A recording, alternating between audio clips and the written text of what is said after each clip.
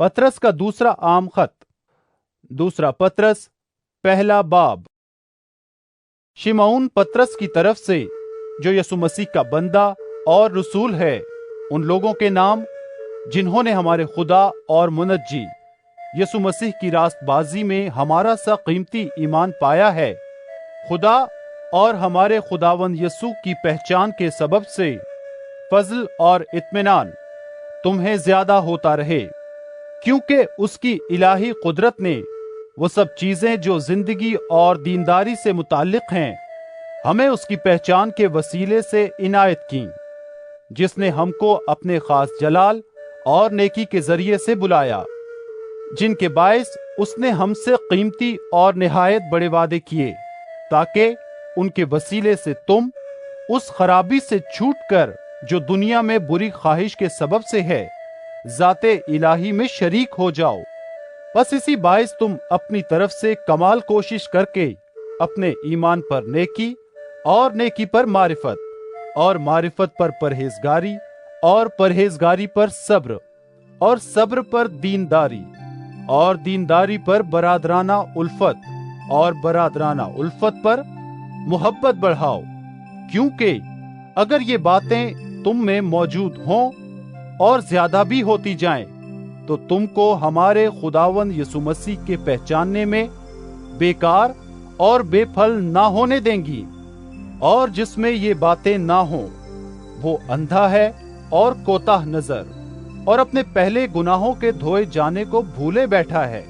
बस ए भाइयों, अपने बुलावे और बरगुजीदगी को साबित करने की ज्यादा कोशिश करो, क्योंकि अगर ऐसा करोगे तो कभी ठोकर ना खाओगे, बल्कि इससे तुम हमारे खुदावंद और मुनज्जी यसु मसीह की अबदी बादशाही में बड़ी इज्जत के साथ दाखिल किए जाओगे।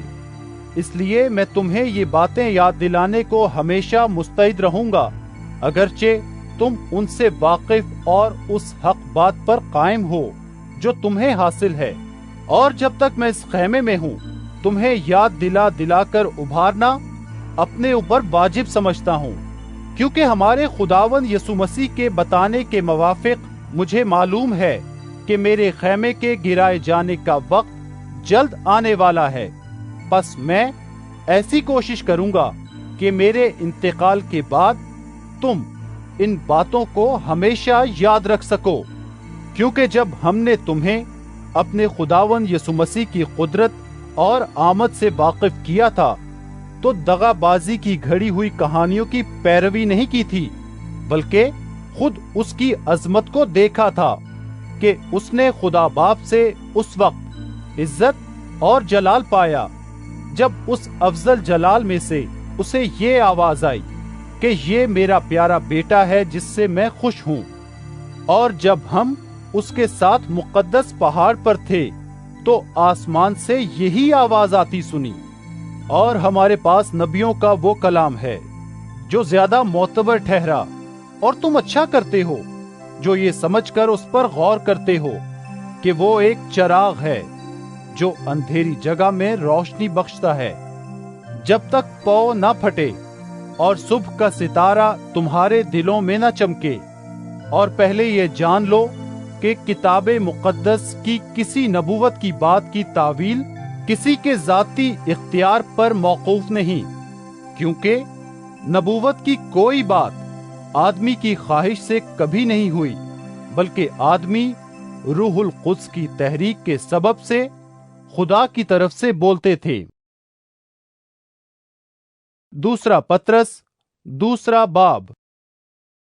और जिस तरह उस उम्मत में झूठे नबी भी थे, उसी तरह तुम में भी झूठे उस्ताद होंगे, जो पोशीदा तौर पर हलाक करने वाली बिद्दतें निकालेंगे और उस मालिक का इनकार करेंगे जिसने उन्हें मोल लिया था, और अपने आप को जल्द हलाकत में डालेंगे। और बहुतेरे उनकी शहवत परस्ती की पैरवी करेंगे, जिनके सबब से राह हक की बदनामी होगी। और वो लालच से बातें बनाकर तुमको अपने नफे का सबब ठहराएंगे, और जो कदीम से उनकी सजा का हुक्म हो चुका है, उसके आने में कुछ देर नहीं, और उनकी हलाकत सोती नहीं। क्योंकि जब खुदा ने गुनाह करने वाले फरिश्तों को न छोड़ा बल्कि जहन्नम में भेजकर तारीक गारों में डाल दिया ताकि अदालत के दिन तक हिरासत में रहें, और ना पहली दुनिया को छोड़ा बल्कि बेदीन दुनिया पर तूफान भेजकर रास्तबाजी के मुनादी करने वाले नूह को, माँ और 7 आदमियों के बचा लिया, और सदूम और अमूरा के शहरों को खाके सियाह कर दिया और उन्हें हलाकत की सजा दी, और आइंदा जमाने के बेदीनों के लिए जाए इबरत बना दिया। और रास्तबाज लूत को, जो बेदीनों के नापाक चाल चलन से दिख था, रिहाई बख्शी।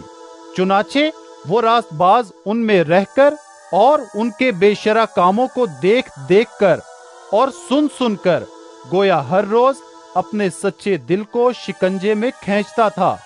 तो खुदावंद दीनदारों को आजमाइश से निकाल लेना और बदकारों को अदालत के दिन तक सजा में रखना जानता है, खुसूसन उनको जो नापाक ख्वाहिशों से जिस्म की पैरवी करते हैं और हुकूमत को नाचीज जानते हैं।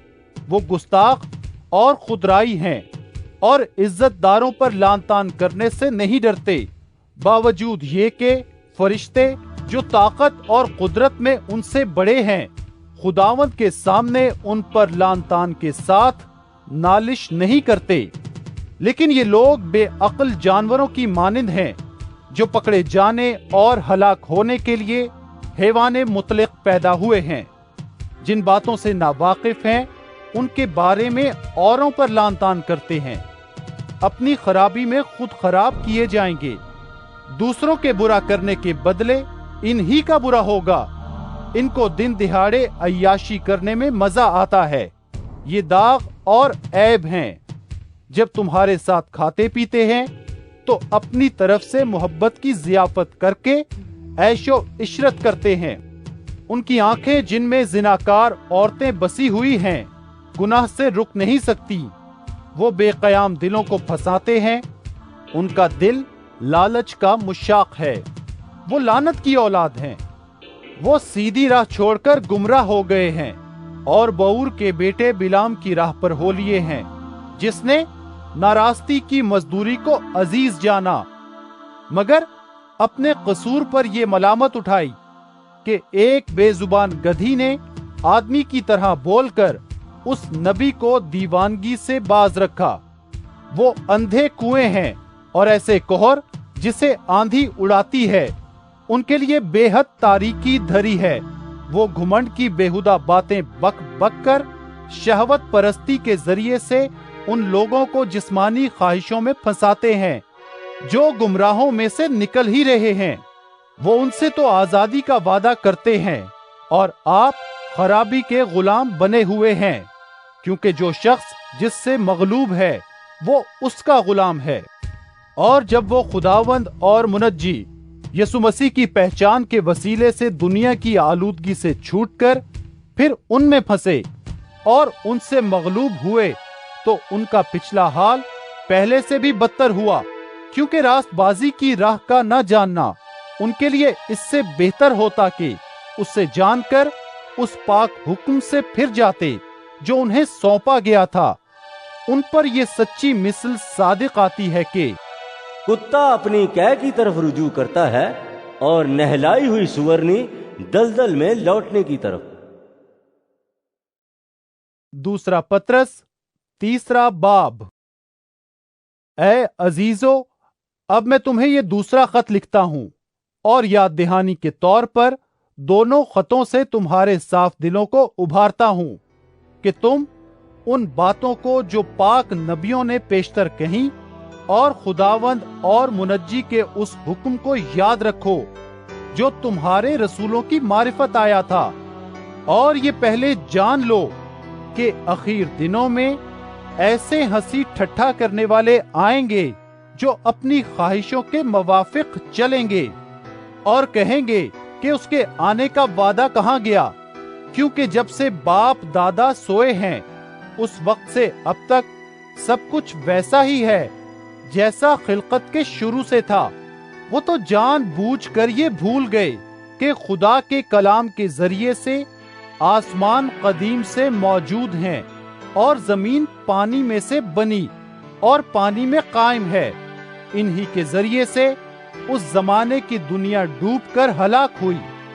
मगर इस वक्त के आसमान और जमीन उसी कलाम के जरिए से इसलिए रखे हैं कि जलाए जाएं, और वो बेदीन आदमियों की अदालत और हलाकत के दिन तक महफूज रहेंगे।